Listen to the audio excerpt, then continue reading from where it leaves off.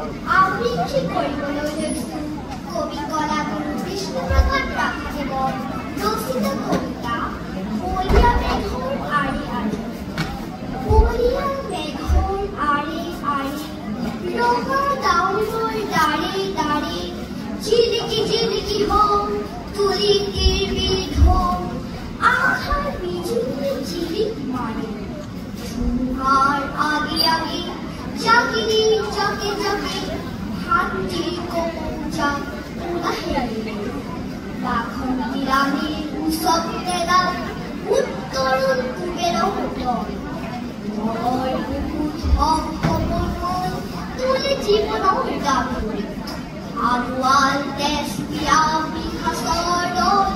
সজোৱাৰ ৰক্তৰ ৰঙা বান ৰৈ সেই ৰঙে ৰঙত তেজত নিচা